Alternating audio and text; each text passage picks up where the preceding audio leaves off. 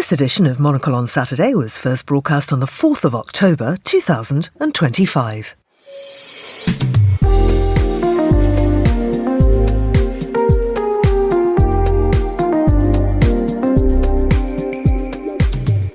Hello, I'm Georgina Godwin, broadcasting to you live from Midori House in London. This is Monocle on Saturday. Thank you for joining us. Coming up on today's programme, we'll have a look through the week's news and culture with the author and political journalist Terry Stiastany. Then, when Keir Starmer was talking to me, he talked about world leaders who are all smiles for the grip and grin on the doorstep, but as soon as they get through the famous black door of Downing Street, they want to see Larry and what Larry's up to. We hear from Peter Cardwell about the world of political animals. That's all ahead here on Monocle on Saturday. First, though, the news.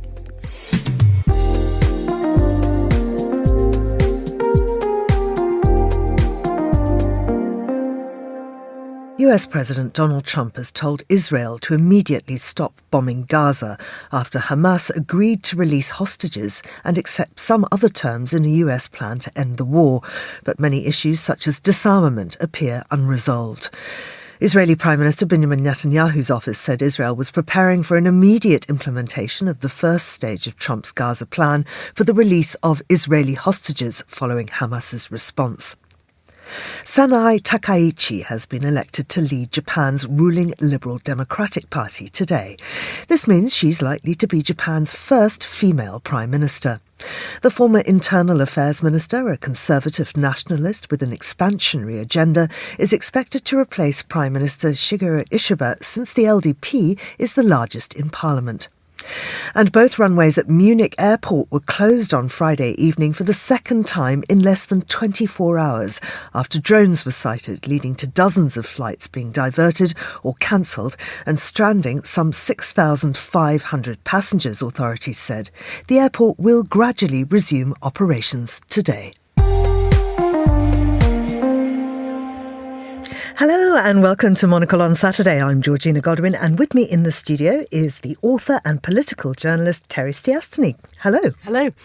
Terry, busy week or are you having some time off? I've been sort of decompressing a little bit this week. I've had a few weekends where I've been off at festivals, which has been really fun, particularly one in Hereford, which was the first ever Hereford Military History Festival. It's a place I've never been to before, but it's absolutely beautiful. Got an amazing cathedral, and we're doing discussions sitting in the cathedral, where they've got this 14th century map of the world, which is the Mappamundi. If you ever go to Hereford, go and see it. It's the most astonishing map. It's sort of Jerusalem at the centre, and sees how the world looked to people in the 14th century. And when you've just been sitting there doing a panel about how the world looks in the 21st century, it just kind of puts it all in perspective. That's extraordinary. And of course, you were there talking about your latest book. Tell us a little more. Yes, that's right. My book is called Believable Lies, and although it's a history book about the Second World War and the use of fake news, what they then called black propaganda on radio, it has a lot of parallels with what is going on now, because it was partly about the ethics of was it right to spread rumours and untrue stories in the interests of shortening the war. Mm-hmm. But so busy time promoting the book, doing a lot of talking, coming on radio, of course, and all of that. Time to rest. And is that important? I think it is very important. I think you can't, if you're constantly rushing around. I mean, it's interesting seeing people who are extremely busy tend to get a lot of stuff done, and that's great. But I don't know how people quite manage it. You see, sort of some people are just constantly always on, but I feel the need to switch off a decent amount. To have what they call a work-life balance. Indeed. Well, that is not something that the likely new leader of Japan wants. Tell us what Sanae Takaichi has said. Now, she's set, as we heard in the headlines, to become Japan's first female prime minister because she won the party election today. She said something very odd about work-life balance. Yes, that's right. I mean, it's an interesting victory speech. So she started off by saying, rather than feeling happy right now, I truly believe the real challenges lie ahead. There are mountains of work we must tackle together. And then she went on to say, talking about, I think, mostly her MP colleagues, saying, everybody will be required to work like a horse. I will abandon the notion of work-life balance. Work.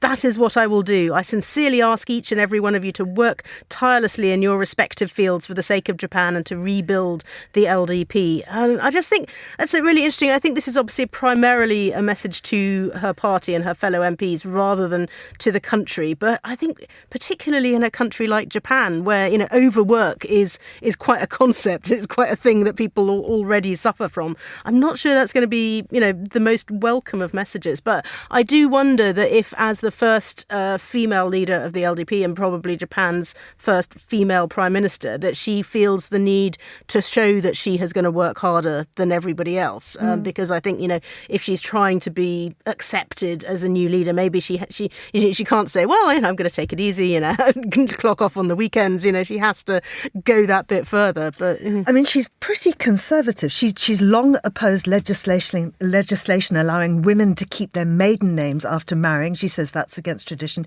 She's also against same-sex marriage. Yes, it's interesting. It says she's also been a long-time admirer of Margaret Thatcher. She's particularly kind of hawkish on foreign policy. She wants to change the constitution. So, I think, perhaps this fits with her sort of bigger worldview, I suppose, that, she is quite conservative. She is quite a traditional person. And, perhaps showing that although she's a woman, she has to, put in the extra work, then perhaps that fits with that view of the world. I mean, she's coming into a troubling time. Of course, Japan's economy not doing great, all a bit sluggish there. Very rocky US-Japan relationship. She'll have to have a look at the tariff deals. Japanese households are all struggling with inflation. There are stagnant wages. And, of course, the party is suffering from all sorts of things. There have been scandals and internal conflicts, and she is really tasked with healing all of that. Yes, and her predecessor, didn't last very long in the role. And I think, as we've seen in the UK, when you come in and there's been this sort of period of political instability, then, you do have to try and, go further, and you do try and have to say, yes, I'm going to work hard and I'm going to be in this for the long haul. But of course, even getting actually confirmed as Prime Minister is not necessarily, a done deal. It's going to be a bit more difficult for her than it has been for some of her predecessors. Let's go to the big news coming out of the Middle East and Washington. And this is Hamas saying that it's agreed to release all Israeli hostages, but it's not as simple as that, is it? There are many issues left to iron out. No, it isn't. I mean, the first reports of this last night were suggesting that they're saying Hamas is saying that it will release the hostages, and then Donald Trump was urging Israel to stop bombing. And of course, you think we are only a couple of days away from the second anniversary of the October 7th attacks. So you can imagine, Donald Trump has certainly been trying to put the pressure on to try and say that Hamas had to agree to his deal or not by Sunday, by the end of this week. And though Hamas has said it would give up all of the captives, whether dead or alive, still believed to be 48 hostages still being held, but only 20 of those people are still believed to be alive. They've been threatened with all hell breaking loose if they didn't do that. But they are not, of course, signed up to the rest of the deal that Trump and Netanyahu were putting forward, even though, obviously Donald Trump was saying that he felt this was going to be kind of peace for all eternity. So what Trump says, his plan, his 20-point plan, he says an immediate cessation of military operations, the release of the hostages, Palestinians being held in Israel to be released, Hamas to lay down its arms and have no role in governing Gaza, and I imagine that will be a big one for them. And once both sides agree to the proposal, full aid to be immediately sent into the Gaza Strip. Then he's looking at future governance of the Strip by a technocratic, apolitical Palestinian committee. And of course, this is his famous International Board of Peace, which he is the chairman of. He says that he didn't ask for this. It was just given to him. Everybody wants him to be the CEO. And the UK Prime Minister Tony Blair will also be on that. So it does leave the door open for a future Palestinian state. But Netanyahu, of course, has said that that's not going to happen. No, and I think, this is, I think the way in which we saw Donald Trump announce this, he obviously wanted people to think that it was a done deal. He likes to claim that he has sorted out all of these international problems. And he was saying, and it seemed to be to a certain extent the case, that many of the Arab countries, particularly in the Middle East, were prepared to accept some kind of of an international agreement. But, as you say, this is like a 20-point plan, and we are at, possibly the first 1 or 2 points of this. So, the talk of creating this kind of new international authority over Gaza, I can see that is going to be difficult. I mean, not least, what are you controlling? And the idea that Hamas will completely, back out of that again. That is what other countries like Britain and France have said is part of their condition for recognising a Palestinian authority, saying that Palestinian state, and saying that shouldn't involve Hamas in government. Just the actual path to getting this to happen and to creating some form of peace there just still seems to be, one of these things. I think there will be steps forward and then steps back again. Absolutely. But Donald Trump positioning himself, obviously, for that Nobel Peace Prize, trying to make sure that he is front and centre of this big story, and of course upsetting people all over the world with his tariffs. And Switzerland says that there's been a poll, and apparently the Swiss believe that Switzerland's been too friendly to the US. Yes, this is an interesting poll, and of course, I mean, this is not, people in Switzerland often get to vote on things in referendum stuff, but this was just a poll done by the Swiss public broadcaster. 80% of people in that poll suggested that Switzerland was too friendly towards the United States, and there was been a lot of public criticism of the finance minister, even though because she's failed to secure a trade deal, and Switzerland has been given a 39% surcharge on Swiss exports ever since August. Trump described her, the finance minister Karin Keller-Sutter, saying the woman was nice, but she didn't want to listen. And Switzerland has been very concerned about the impact that this is having on the Swiss economy, given the amount of Swiss exports to the US. And of course, you can't. I mean, you can't trust Trump. You don't know if he's going to change his mind on something tomorrow. And one of the reasons I think that you can tell that is he's one of, I think, only 2 US leaders not to have had a pet in the White House. Yes, I think there are a couple historically, but yeah, in recent years, certainly one of the few. Most presidents have a dog or a cat or something like that. Donald Trump has never had a pet. In fact, I remember that he promised his son, I think, didn't he, Barron, when he was much younger, I think when he was first in office, that if they got to the White House, he could have a dog, and then never got him the dog. Well, there you go. Yes. Not only can you not trust him because of that, but just somebody who doesn't like animals at all. Should they even be allowed to be a leader? I don't know. I think Trump's got lots of. We hear that he's sort of germophobic, so maybe the idea of furry creatures running around, maybe that he doesn't like that one. I don't know. Well, there is a great book about it. It's called Political Animals: The Secret Life of the Political Pets of Westminster and Washington. It's a brand new book. It's by Peter Cardwell. Now, listeners of Monocle Radio might remember him as a former presenter here on the station. He now presents at various other stations, and he's worked as a special advisor in Westminster, so he really knows of what he speaks. And he talked to me about the many animals in the UK and US shaping politics behind the scenes. He began by telling me about the inspiration behind the book. As many reporters and people who just have an idea about journalism will know, can be quite a lot of hanging around, and while lots of things happen, of course, on Downing Street, nonetheless, there is a bit of waiting. And during that waiting, I got to know some of the cats. I got to know Larry the cat, Palmerston, the Foreign Office cat, just across the road. I've always been interested in animals. I've always been a big cat person.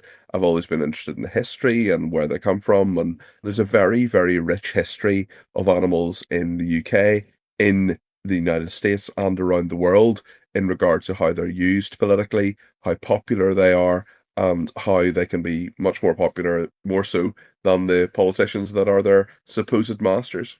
You feature a number of unusual animals, and one of the owners of those was Winston Churchill. That's right. He was the owner of many, many animals. He had an albino kangaroo. He had a lion called Rota. Many of them ended up in London Zoo and became associated with him. But there's a whole chapter in the book on Winston Churchill because he was such an animal lover. He cared deeply about them. And even though he was of his class and of his time, later in life, there are stories of him being very, very particular about the fact that he believed, ladybirds should be released rather than killed, spiders, things like that. And actually, he had a parrot, he had lots of cats. In fact, at Chartwell, his family home, like many rich families after the war, the house became far too expensive and it was donated to the National Trust. And part of the deal was that a ginger cat with white paws be kept there in perpetuity. And Chartwell currently is on Jock the cat number 7, and Jock the cat actually sleeps like his predecessors on Winston Churchill's bed. Now, you also go into animal diplomacy. Churchill, of course, and his platypus diplomacy. We see panda diplomacy. That's how China tends to reach out in a soft power way. That's right, and this is something that has happened for some time. China, of course, for some time doing this to great effect, and indeed when Nixon was in China, they received, or part of around that time, the United States received 2 pandas. What's less well known is the pair of musk oxen that Nixon gave in recompense. Tell us about Cronus the tarantula. I'm a big fan of Cronus. I haven't met Cronus, I must say. Cronus is still with us and is 12 years old, but the chief whip for the Conservative Party, I interviewed quite a number of politicians for this book, including their contributions from 4 former UK Prime Ministers and various others as well. But the chief whip at one stage was a man called Sir Gavin Williamson, and he had a tarantula called Cronus, and a number of politicians were quite scared of Cronus, and indeed a number of MPs made clear that if they were to go to the chief whip's office to have a meeting with him, that Cronus was not to be there. But yes, Cronus still survives to this day.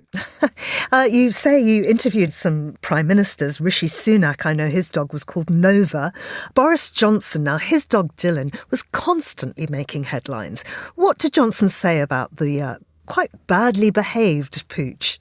Yes, it's hard to believe that Rishi Sunak's dog was a sort of sleek, bright-eyed, bushy-tailed, very kind of well-bred dog, whereas Boris Johnson's was a bit rough around the edges, occasionally did a few things that he shouldn't have done, and was a bit controversial. And with Dylan as well, he got a little bit amorous at various points as well, including with Boris Johnson's chief advisor. So there were all sorts of issues with Dylan. At one stage, he relieved himself in the handbag of one of the advisors to Boris Johnson.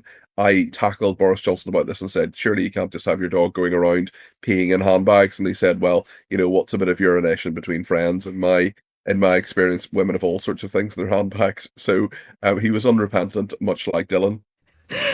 Keir Starmer, our current Prime Minister here in Britain, has cats. He does indeed. He has a rescue cat called Jojo, who has been a Starmer family pet for some time.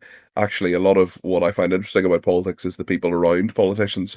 So Prince, the white Siberian kitten, is now in Downing Street as well and is with the Starmer family. But both Prince and Jojo are kept in the number 10 flat and kept well away from Larry the cat, which is the Downing Street cat, owned essentially by the civil servants and by Downing Street, and now on his 6th Prime Minister. And just before we go, let's talk a little bit about Larry, because he is, as you point out, so recognisable to so many people. I believe 47% of the people that you spoke to know exactly who he is by name, but possibly might not have recognised the Prime Minister. That's correct, especially with so many changes in Prime Ministers in the UK in recent years. But Larry has been there for quite a while now, about 16 years, and 47% of people know Larry. There was a poll that was undertaken for the book that suggested that, and certainly there have been so many changes in Prime Minister over the last few years in a very volatile form of politics in the UK, but Larry remains constant. He's a sort of phlegmatic, often quite British character, a rescue cat from Battersea Dogs and Cats Home, who has been there now for the guts of 15 years. He's doing well. He's quite an elderly gent now, but when Keir Starmer was talking to me, he talked about world leaders who are all smiles for the grip and grin on the doorstep, but as soon as they get through the famous black door of Downing Street, they want to see Larry and what Larry's up to. And he has quite a number of fans, one of them being Barack Obama, and perhaps more interestingly as well, the pop stars One Direction, when they went to 10 Downing Street, were big fans of Larry. Peter Cardwell there, author of Political Animals, The Secret Life of the Political Pets of Westminster and Washington. The book's published by Bite Back and it's out now. Terry Stiastany is still with me. Do you have a favourite political animal? I think there's going to be a sort of national mourning when Larry goes off to the great Downing Street in the sky. I mean, he's getting on a bit. People do feel really attached to him. And I think I always like to see, the presidential dogs. Some of them have been terribly badly behaved, like Joe Biden's one that had to be sent away because it kept biting the Secret Service. I remember, and Bo, I think, was Barack Obama's dog. But my favourite one, looking these up, I mean, obviously not something I remember. This is 1926. President Calvin Coolidge was sent a raccoon, and he was sent a raccoon by the member of the public for his Thanksgiving dinner. So he was supposed to eat the raccoon, but the Coolidge family decided not to eat the raccoon. And they instead of stewing it or releasing it into the wild, they adopted it as a family pet, gave it the name Rebecca. So Rebecca the raccoon got a nice collar at Christmas. And Rebecca the raccoon used to walk on the White House lawn, attend the White House's annual Easter egg roll, and go on vacation with the family to the Black Hills of South Dakota, and occasionally would escape from the White House and go rummaging around garbage cans. How extraordinary. But this whole concept for a raccoon as a pet. A raccoon's pet, but also a raccoon as Thanksgiving dinner. Apparently this is was quite common. And so one of the Coolidge children also had a raccoon coat, though not made from Rebecca, I hasten to add, because raccoon fur coats in the 1920s were apparently very popular. The thing. How extraordinary. How extraordinary. Well, I've had a look at Peter's book and it actually does look great. It's very funny and there's a lot of information in there. I've got quite serious information too. As I say, it's out now, but you don't have to get a physical copy. Now, until now, if you want an ebook, you basically have to go through the big boys. There's no way to sort of buy an ebook unless you're getting it on your Kindle through Amazon or whatever. But bookshop.org, which is this fabulous platform that sells books through independent booksellers, are now doing it online. So they can sell ebooks. Tell us about this story. Yes, I think this is it's interesting because, as you say, they're pretty much sort of ebooks are very much synonymous with Amazon, and you just assume that if you're going to buy one, that is the only way that you can do it. But of course, it isn't. And now customers will actually be able to buy ebooks in a way that some of the profits from orders that you can either say, I would like to buy this ebook via your own favourite local independent bookshop, or if you don't choose a specific bookshop that you would like to benefit, they can give those profits to a shared pool, and then all the bookshops which are on that platform will get some of the benefits for that. I mean, it's very interesting. I mean, like with my own book, you do well with ebooks if there's a sort of a big promotion on them, and you don't do well financially because you just don't see if they put the price right down, then you obviously sell a lot more copies, but you're not necessarily benefiting from that in terms of, I think you benefit in terms of the algorithm, in terms of people getting to see your book and suddenly being a bestseller, which is of course very exciting, but it's nice to think that there would be ways that people can get the convenience of having an ebook, because obviously a lot of people like to carry the things around more easily than in a big physical book. I mean, personally, I still like the physical book. I find that if I read things electronically, they don't sink in as well. So I'm finding this really difficult. So, for instance, Cheltenham Literary Festival is coming up the next week and the week after, and I'm got to read, I think it's 15 books between now and Wednesday. No, I have read most of them already. Yeah. But the point is that, and because I'll be going up and down from Cheltenham, and because really the only way to read that volume of work is to have it on you in some form. You can't have a big rucksack full of so I have to have everything electronically. But interestingly, I have it on Kindle, and I have it as audio as well as the physical book, so that I can switch between things. So if I'm doing something like walking the dog, I can be listening to it, and then I'll get on the tube and I'll read it on my phone, and then I'll get home and maybe I'll do it with the physical copy. It does mean you have to keep remembering where you are in the book.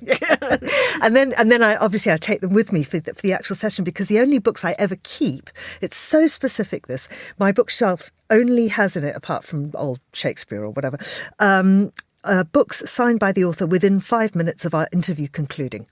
Wow, that is very specific. It's so specific, but it means it's lovely because at the end of a sort of half an hour gazing into somebody's eyes, you feel pretty close. And so there are a lot of really lovely things in these books, sort of written at a moment in time where we just concluded this very intense conversation. And it's a lovely thing to look at my bookshelf and remember all the people that have been in this studio and indeed are still available to listen to on our archive. Yeah, I do have a growing pile of books which are sort of personally signed. I do like that. I mean, I like to keep those. I mean, I keep far too many books as it is, but I find it very, very hard to get rid of them. Absolutely. And of course, one place where people often say that they can finally relax and read is when they're on a plane. But if you were hoping to be on a plane from Munich airport yesterday, you would have been sorely disappointed. Tell us what's been going on here. There have been a couple of shutdowns of both runways, and this is because of drones, although I believe they are opening up today. Yes, well, this seems to have been going on for a couple of days now with more recent drone sightings. And over the last couple of days, 17 flights unable to take off, 3,000 passengers affected. So drones seen not only over Munich airport, but also above a military site that was quite nearby, so 12 kilometres southeast of the airport. And obviously we don't absolutely know who is behind this yet, but this and also at the same time there are other drone incursions in Belgium as well. So the European Commissioner has said that there have been drones spotted both over Belgium and Germany. The Belgian case with 15 drones spotted over a military base near the German border. But obviously after we've seen similar cases in Copenhagen last week as well, and the Danish Prime Minister was suggesting that Europe's primary enemy is Russia, and many people suspecting that Russia might be behind these drone incursions. And there's been a lot of meetings and discussions among European leaders about how to respond to this, because obviously these are going quite far west now. This is not just Estonia, Romania. We've had those incursions there, but if these drones are going certainly as far west as Belgium, then that is a big concern for how Europe reacts. Absolutely, and I suppose they have to shut the runways down because there's a danger of a collision with the drone. Well, yes. I mean, if you don't know what they're doing or where they are going, and presumably these drones, I imagine they're not on the flight path. You're not getting any. There's no communication with them. What do you do? And the response from them is been. So Bavaria's Premier Markus Söder has said that police should be given the power to shoot down drones immediately, and saying that we need more effective protection for the entire infrastructure and military facilities. And of course, it's busy in Munich at the moment. This is the Oktoberfest week, so they're on heightened kind of security alert anyway. There was a bomb threat made against the Oktoberfest, so anywhere where you've got thousands and thousands of people congregating, it makes you, presumably extra worried about your security. Absolutely. Well, one man who's worried about his security and also ease of access is this man in Salzburg. He is the person that owns Porsche, I believe. Yes, that's right. So this is fascinating. Wolfgang Porsche, who is, of the car family, and he has bought. If you've been to Salzburg, it's so beautiful and so quiet. And if you walk up sort of the hill towards the castle, and you can get the funicular railway behind that, there are some absolutely beautiful houses, just kind of set back in woods, a bit away from the city. He bought in 2019 a 17th century villa, the Passingerschlössl, which was once owned by Stefan Zweig, the author, of course, until the 1930s when we had to flee. But Porsche has now wants, as you'd expect with his name, he would like to be able to drive his car up to his house. He wants a subterranean garage where he can park 8 cars, and he wants to be able to drive up a bigger road. He wants to dig a tunnel. And when you go into Salzburg, there's tunnels all the way through the mountain that kind of take you into the centre of the city. But he wants basically his own tunnel under the mountain in order to be able to take his cars in and out of his amazing house.